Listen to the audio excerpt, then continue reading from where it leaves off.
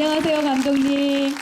네, 감독님 정말 오랜만에 부산을 찾아주셨습니다. 2002년 산딸기라는 작품으로 부산에 찾아주셨는데 그때 이후로 처음이시죠? 네, 부산에 오신 소감이 남다르실 것 같은데 먼저 그 소감과 그 다음에 관객들에게 인사 말씀 부탁드리겠습니다. はい、今日はどうもありがとうございます。プサンは本当に13年ぶりかと思うんですけれども、今回運営の方もいろいろご苦労されたように聞いておりますが、2016年に無事開催されたことをまずおめでとうございますと申し上げたいです。 네, 여러분 오늘 와주셔서 감사합니다. 제가 부산에 온 것이 13년 만인 것 같습니다. 이번에 영화제 운영 관련해서도 여러 가지 많은 일들이 있었다고 알고 있습니다만 무엇보다도 2016년에 부산 영화제 이렇게 개최된 데에 대해서 먼저 축하 말씀드립니다. 本当に映画祭というものの意義というものをプサンの運営の方々はとても大事に考えられておられますし、今回直前に台風もあったということでまたもう一苦労あったと思うんですけれども、その中でこのように立派に開催されていることを本当に隣の国の住民としてもとてもリスペクトをしたいと思います。 영화제를 개최하는 의의에 대해서 이 영화제 운영진들이 너무나 중요하게 생각을 하고 계실 거라 생각합니다. 직전에는 또 태풍도 들이닥친 바람에 고생이 한층 더 하셨을 텐데요. 바로 이웃에 있는 주민으로서도 이 영화제가 무사히 훌륭하게 개최하게 된 데에 대해서 다행스럽고 기쁘게 생각합니다. 우선 여러분들 오늘 질문이 아주 많으신 얼굴이에요. 그래서 되도록 여러분들의 질문을 아주 많이 받도록 하겠습니다. 제가 첫 질문을 하는 동안 질문을 준비해 주시고요. 가능한 한 한 분당 한 질문, 그리고 감상은 되도록 짧게 부탁드리겠습니다. 니시카와 감독님은 현재 일본에서 소설가 그리고 영화 감독으로 맹활약 중이십니다. 오늘 보신 아주 긴 변명도 일본 문단에서는 아주 큰 상이죠. 나오키상 후보에 오를 정도로 평단과 대중의 사랑을 받았던 작품인데요. 그 원작 소설을 영화화할 때 본인의 동명 소설을 영화화하는 감독은 그리 흔치 않을 거라는 생각을 하는데 처음에 이 소설을 쓰고 그 다음에 영화화하시게 된 어떤 과정, 계기가 있으시면 부탁드리겠습니다. 처음부터 영화화를 염두에 두시고 만드셨는지도 궁금합니다. はい、最初にアイデアが浮かんだ時からもう映画にするための題材だなと思っておりました。 처음에 글을 쓰기 시작할 때부터 이거는 뭐 영화화할 만한 소재구나라고 생각을 했습니다. 今までは最初に企画のアイデアが浮かびましたらまずシナリオから書いてその後で撮影をして、全部仕上がった後にいろんなこぼれ話を集めて小説にするという経験があったんですけれども、今回その逆のプロセスを踏んでみたのはいつもシナリオを書く時っていうのはやっぱり単純にお金のこととそれから2時間前後の話に収まるんだろうかという2つの物理的な要素を基準にいつも制約の中で書いているんですけれども、大丈夫ですか？ 그 평소에는 영화를 할 때 먼저 기획 아이디어를 내고 시나리오를 쓰고 그리고 나서 촬영을 한 후 모든 것이 끝나고 나서 거기에 충분히 담아내지 못했던 이야기들을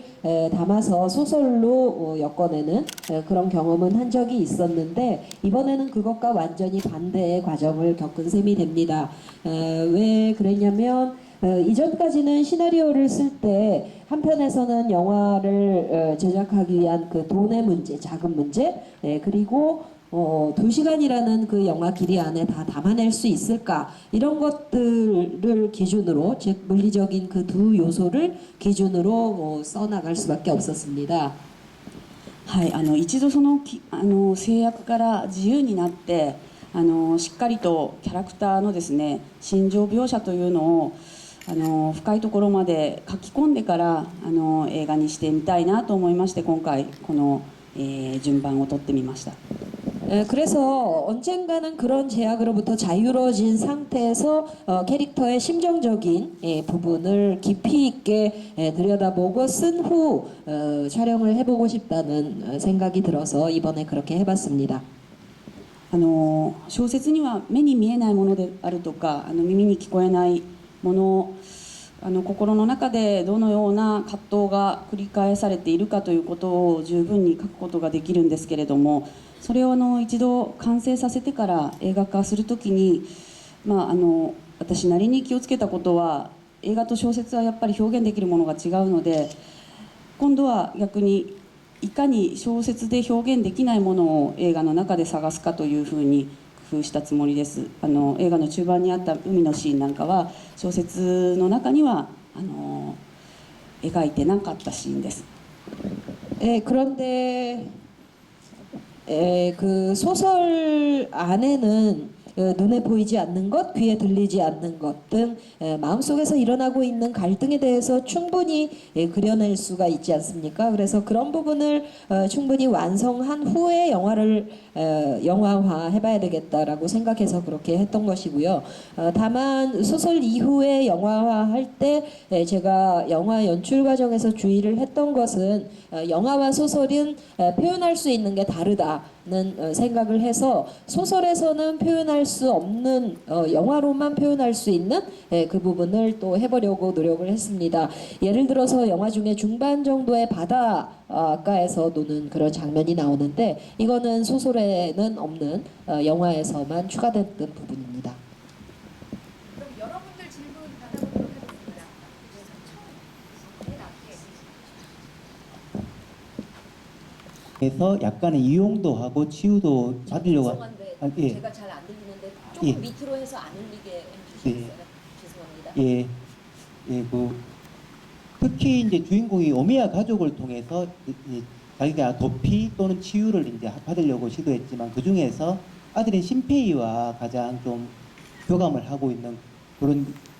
느낌이 있고, 그다음에 신페이에게 마치 자기의 어릴 적 모습을 보면서 마치 이제 신페이가 이제 그대로 성장하면 주인공이 되는 것, 그런 어떤 유사한 그런 이제 관계를 하면서 기착간에서 보면은 후반에 마치 과거에 나와 지금 대화하는 장면, 그리고 주인공이 이제 변명으로 했던 거를 나중에 이제 신페이가 아버지와 싸울 때 했던 그런 부분에서 약간 그렇게 이제 시간을 뛰어넘어서 어릴 적의 자신 또는 자신의 과거에 대한 어떤 안타까움을 주인공이 신페이와 그런 관계를 맺지 않는가, 그런 이제 느낌을 받으면서 이제 감상했습니다. 그거에 대해서 좀 감독님의 생각이나 좀 답을 주시면 감사하겠습니다.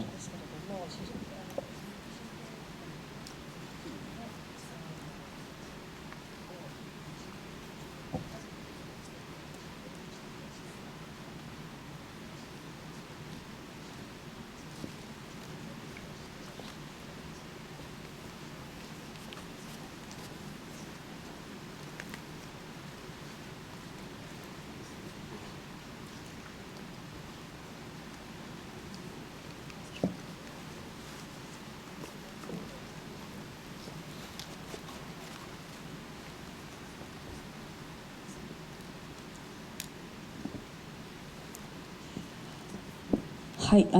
新平と、あれですね、新平と幸男の共通点というのはやっぱり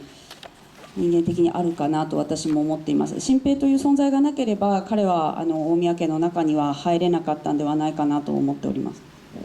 신페이와 사치오의 관계, 인간적인 관계 안에서 두 사람의 공통점이 있다고 생각을 합니다. 신페이의 존재가 없었다면 사치오는 그들의 가족에 들어갈 수 없었을지 모르겠습니다. 2人の共通項としてやっぱり母親が亡くなった時にうまく泣くことができなかったというところと、幸男も妻を亡くした時に、いろんな屈託を抱えてしまって涙が出なかったという経験をしていると思うんですけれども、人間の感情というのはそんなに直線的なものだとは私は思っていないので、いろんな複雑な環境の中で感受性がねじ曲がったり、そういう複雑さを自分の内面で抱えて一人で苦しんだりということがあると思います。似たパーソナリティかどうかはわからないですけれども、そうですね、父親の陽一のようにまっすぐに感情を表現できればある意味人間は楽なところがあるんですけれども、そうでない苦しさをお互いに抱える人間同士というところでの、類似性はあるかなと思ってます。 말씀하신 것처럼 그 공통적인 부분이 두 사람 안에는 있을 그 공통적인 경험을 두 사람이 하고 있었죠. 신페이 경우에는 어머니가 죽었을 때 돌아가셨을 때 제대로 울지를 못했다 하고 이야기를 했었고, 사치오 경우에도 여러 가지 자기 안에 있던 상황으로 인해서 눈물을 흘리지 못하는 그런 부분이 있었습니다. 인간은 인간의 감정이라는 것은 늘 직선적인 것만은 아니라고 생각이 됩니다. 굉장히 복잡한 환경 속에서 각각이 어떤 사람은 감수성이 뒤틀려 버리기도 하고 내면의 복잡한 거를 안고 지내게 되겠지요. 그런 부분에서 글쎄요, 두 사람의 퍼스널리티 자체가 유사할지 어쩔지는 모르겠습니다만, 다만 신페이의 아버지처럼 자기의 감정을 곧게 표현할 수 있는 사람은 아니라는 그 공통점은 있을지 모르겠습니다. 사람이 그 아버지처럼 늘 곧게 그냥 직접적으로 감정을 표현할 수 있다면 얼마나 편하겠습니까만 꼭 그렇지만은 않은 것이죠. 네, 그런 점에서의 유사점은 있을지 모르겠습니다.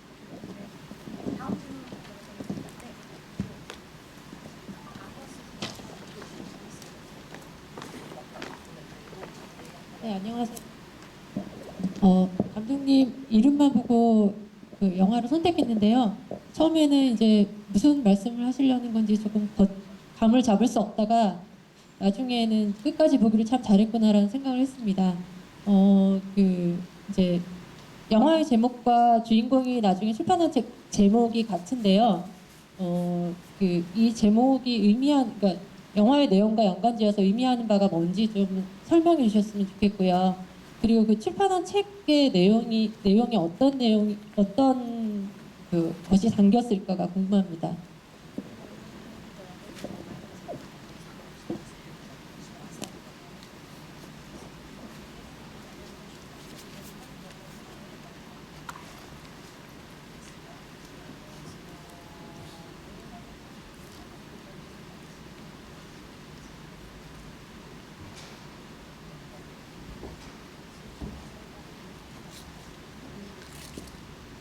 はい、私の名前だけで見に来てくださってありがとうございます。 네, 제 이름만 보고 보러 와주셔서 너무 감사합니다. 幸男が書いた本についてはですね、私は実は自分の小説を書いてる時は全然タイトルまでは考えてなくて、映画にする時はその辺をやっぱりぼやかすことができないので、美術のスタッフにどういうタイトルにしますかと尋ねられていろいろ考えたんですけれども、やっぱりこのタイトルしか思い浮かばなくてですね、作品のタイトルそのものを彼が書いた小説のタイトルにいたしました。 그 영화 안에서 사치오가 쓴 소설의 그 책의 제목에 대해서는 제가 이 책을 썼던 당시에는 생각을 하지를 못했습니다. 그냥 소설 안에서는 사치오가 쓴 책의 제목이 안 나와 있거든요. 그런데 영화화를 할 때는 그 부분을 흐릿하게 남겨둘 도리가 없어서 미술 감독님이 이 책 제목을 뭐로 하겠습니까? 라고 영화 과정에서 물으시는데 아무리 생각을 해도 그 제목 이외에는 떠오르지가 않아서 일단 여러 생각 끝에 영화와 그 소설의 제목 그대로를 가지고 왔습니다. 内容はですね、津村圭という作家はあんまり自分のプライベートなことを題材には書いてこなかった小説家という設定だったんですけれども、初めて自分の妻と自分との20年の暮らしであるとか、いろんな愛の話であるとか、それが壊れていった過程というものを題材にした詩小説を書いたというような設定で作っております。 이 영화원에서의 트무라 케이라는 이 작가는 자기의 사적인 일상을 둘러싼 여러 가지 소재를 가지고는 지금까지 글을 써오지 않았다.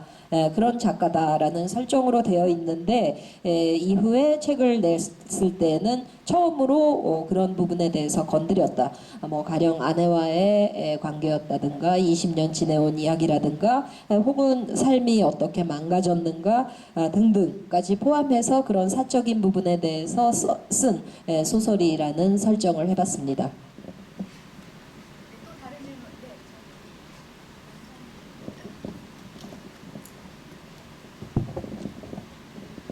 예, 저는 올해 봤던 영화 중에 죄송합니다. 이쪽 좀 사운드가 안 좋아서요. 크게 좀 말씀해 주시면 감사하겠습니다. 네, 개인적으로 올해 봤던 영화 중에 장 마크 발레 감독의 데몰리션이라는 영화를 보면 이제 소재적인 부분에서 조금 비슷한 부분이 있는데 부인의 죽음을 겪고 나서도 전혀 감정적으로 뭐 아무런 감정을 못 느끼다가 이제 나중에 그 영화에서는 파괴를 통해서 이제 느끼게 되는데 여기서는 이제 다른 가족을 통해서 그 치유받는 그런 과정을 느끼게 됐는데 혹시 그 영화를 보셨는지 궁금하고요. 감독님 인생에 있어서 아주 긴 변명은 어떤 게 있으신지.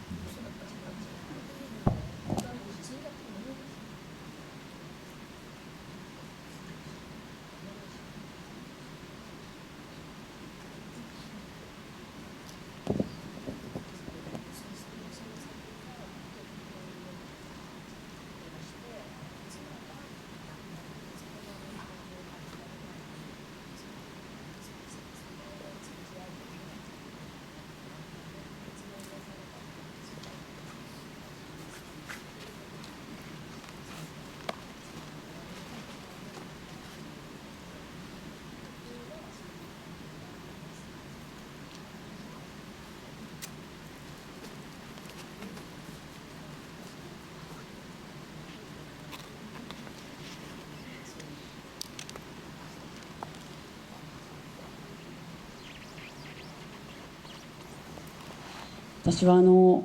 えていただいた映画を拝見していないのでちょっとその映画の内容はよくわからないんですけれども、그 말씀하신 작품을 제가 몰라서요. 그거에 대해서는 좀 언급을 해드릴 수가 없습니다만 ご質問からちょっとずれるかもしれないんですけれど、最初にこの映画の着想を得たのはもう5年前になりますが2011年に日本でも大きな地震がございまして、東日本大震災という災害があったんですけれど、私自身はですね大きな被災をしておりませんし、それで身内を亡くしたという経験もないんですが、たくさんの報道を見ている中でいかに日常というのが一瞬で失われるかというのを日本中の人間が非常に一瞬で実感したと思うんですね。その中で全ての家族や仲間同士が非常にいい関係の中でそういう別れの時を迎えたわけではなくて、中にはきっと喧嘩別れをしたままそういう日を迎えた人たちもいたんではないかなというふうに想像したんです。私自身が日頃自分の身内であるとか、一緒に仕事をしている仲間同士にですね、つい存在な言葉を使ったままになったり、一本電話をかければよかったのにしなかったりっていうようなことが自分を振り返っても多いものですから、そういった想像からこの映画を作りました。 지금 말씀드릴 게 질문하신 거에 적절한 대답이 될 수 있을지 모르겠습니다만 말씀을 드려보면 제가 이 영화에 대해서 처음으로 착안했다 그럴까요? 아이디어를 이렇게 얻게 된 것이 실은 2011년의 일이었습니다. 2011년 당시 일본에서 동일본 대지진이라는 아주 큰 지진이 나서 재해를 크게 입었지 않습니까? 그때 당시 저 자신은 큰 피해를 입지 않았고 또 제 가족 친지나 가까운 사람을 잃어버린 경험을 한 것은 아니었습니다. 다만 여러 보도라든가 소식들을 접하면서 사람의 일상이라는 것이 얼마나 잃어버리는 게 순간에도 가능한가 순식간에 일상을 잃어버릴 수도 있는가라는 것을 느꼈고 아마 그것을 온 일본 사회 전체가 다 느꼈을 거라고 생각을 합니다. 그런데 그런 식으로 사람을 잃어버릴 때 소중한 사람을 잃어버린다 뭐라고 할 때 친구나 동료하고 늘 좋은 관계를 유지하다가 이별을 순식간에 맞게 되는 것만은 아닐 거라는 상상을 해봤습니다. 경우에 따라서는 싸운 상태로 있다가 이별을 맞게 될 일이 있을지도 모르겠지요. 그리고 저도 주변에 사람들하고 지내다가 뭐 가족 친지라든가 혹은 뭐 같이 일을 하는 동료에게 저도 모르게 함부로 뭐 말을 해버린다든가 혹은 좀 거친 태도로 하다가 그렇게 지낼 수도 있는데 그런 상황의 이별도 닥쳐오겠구나 하는 상상이 되었습니다. 私自身は結婚もしておりませんし、伴侶が旅行に行ってる間に浮気をしたっていうこともないんですけれども、自分の経験を何か反映したとすれば、最初の作品の「ヘビイチゴ」という作品があるんですけれども、それから3作品を、サポートしてくれていたプロデューサーがですね、3作目ができた直後に、突然病気で亡くなってしまいまして、その後でその欠落をですねなんとか埋めようとものすごく悪あがきするんですけれども、そういうふうに人を失った喪失感とかなくした関係性みたいなものはどんなに何かで埋めようともがいてもそんなにたやすく埋まるものではないという経験を何年かその後も映画作りにトライしながら感じた経験というのが今回の作品に色濃く影響はしていると思います。 저 자신은 결혼하고 있지 않고 또 제 파트너가 반려자가 뭐 여행하고 있는 동안에 바람을 피우거나 그런 적도 없습니다만 그 영화 이번 이 영화에 저의 경험이 조금이나마 반영이 된 것이 있다고 한다면 그 제 첫 작품이 산딸기라는 영화였는데요. 그 이후 세 개의 영화 작품을 함께 하면서 저를 도와주었던 프로듀서가 있었습니다. 근데 그 프로듀서가 세 번째 작품을 완성한 후에 갑자기 병으로 세상을 뜨는 일이 있었습니다. 그 후 저는 그 상실, 그 빈자리를 메워보려고 어떻게든 발버둥을 치는데 사람이 떠난 후에 그 상실감이라는 것은 어떻게 하고 막 아무리 메우려고 해도 그것이 메꿔지지는 않는 법이구나 라는 거를 느끼면서 영화 과정을 계속 해왔던 것 같습니다. 여러분 시간상 마지막 짧은 질문 한 가지. 근데 되게 재밌게 잘 봤고요. 그 영화에서 이제 스무라 K가 아내가 죽고 난 뒤에 인터넷 창에다가 뭐 스무라 K 자기 이름을 계속 검색해보고 그다음에 뭐 불륜, 재능 이런 거에 대해 가지고 계속 검색하는 장면이 나오잖아요. 그거는 어떤 의도에서 나온 장면인지 알고 싶습니다.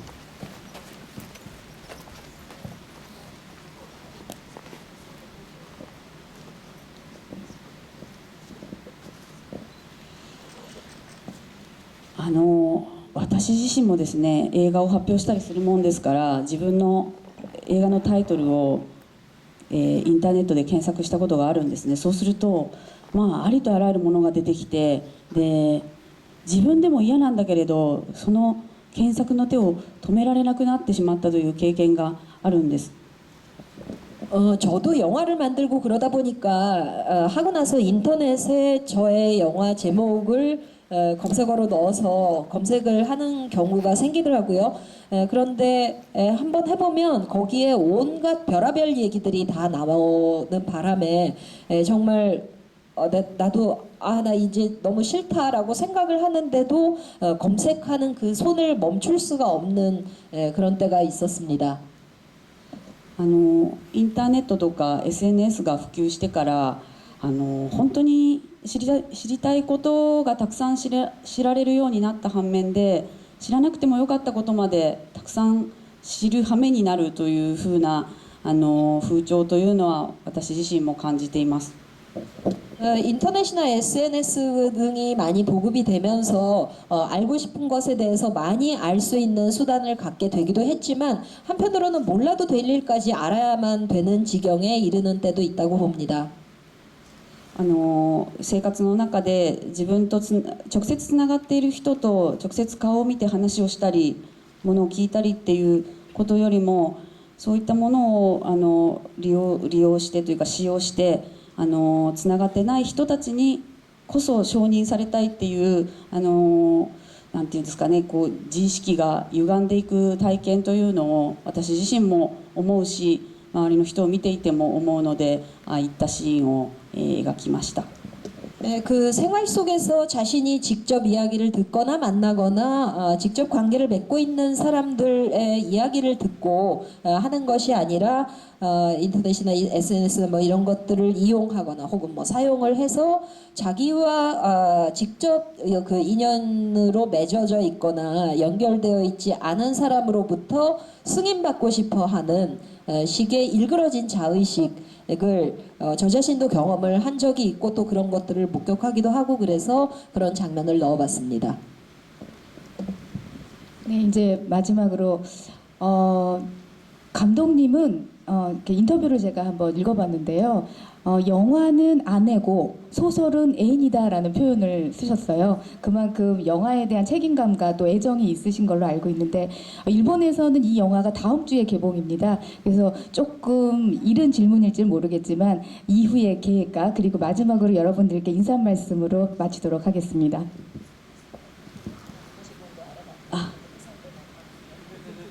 はい、そうですね、今回は物語を作るのが仕事という主人公だというのもあって非常に自分の、人生に近い話だったと思います。私小説的な作品だったので、しばらく自分の話はいいだろうと思っているので今度は全然自分の知らない世界をまたたくさん取材したりして描いていきたいと思います。 이번에 이 영화는 이야기를 만들어가는 사람이 주인공인 그런 영화 소설이었다는 의미에서는 어떻게 보면은 제 인생하고 닮은 부분이 있는 것처럼도 좀 느껴집니다. 사소설 같은 그런 작품이라고 할 수 있는데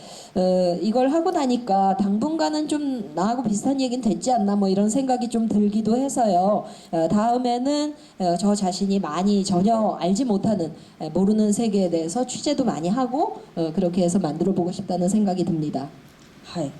それからやっぱり映画というのは小説と違っていろんな人に支えられながらいろんな人とたくさんのものを作っていくというところが小説と一番違うんですが今日ですね、私のですね作品の録音技師の白鳥貢さんがいらしてるんでちょっと白鳥さんちょっと立って。 はい、지금 녹음해주신 녹음 감독님이십니다. 시라토리 미츠그 감독님이십니다. 지금 말씀하신 게 이제 소설하고 달라서 영화는 너무나 많은 사람의 도움을 받아서 함께 작업을 하는 그런 점이 소설과는 다른 것 같습니다. 그래서 마침 지금 녹음 감독님이 계셔서 소개를 해주셨고요. はい、揺れるという作品から、4本、長編映画すべてお願いしている録音技師さんですがいつも1本終わるごとに西川さんもっといい映画作ってくれよと葉っぱをかけられてそういった方の厳しいお言葉に支えられながら1本ずつ作っていけてるのだなと思います。次も白鳥さんとまたいい作品を作りたいと思います。 제 첫 그러니까 유레르 작품 이후에 하나 둘 셋 네 작품을 모두 이 감독님과 같이 녹음 작업을 도움을 받으면서 해왔습니다. 작품 하나가 끝날 때마다 아 감독이 좀 다음에 더 좋은 작품 좀 만들라 뭐 이런 말씀을 해주셔서 늘 주변에서 관계 맺고 있는 소중한 그런 엄격한 시선들에게 도움을 받고 지탱 받으면서 작품을 해나가고 있구나 하는 실감을 하고 있습니다. 다음에도 그런 여러분의 힘에 힘입어서 좋은 작품 만들도록 노력하겠습니다. 네, 정말 사랑할 때 사랑하지 않으면 그 대가는 너무 크다라는 또 교훈을 주는 영화인 것 같습니다. 그럼으로써 저희의 주변에 있는 사랑하는 사람들을 또 생각하게 하는 또 영화가 아닌가라는 생각이 드는데요. 다음 주에 이제 그 개봉에 앞서서 이렇게 바쁜 와중에 이렇게 찾아주신 감독님께 여러분들 박수 부탁드리고요. 네, 그리고 이 영화는 여러분들 기뻐해 주십시오. 수입이 됐습니다. 여러분들이 잘 아시는 영화사 진진에서 수입을 하셔가지고 내년 초면 여러분들에게 선을 보일 수 있을 것 같습니다. 여러분들 보시고 좋으셨으면 입소문 많이 부탁드리겠습니다. 끝까지 자리해 주셔서 감사드립니다.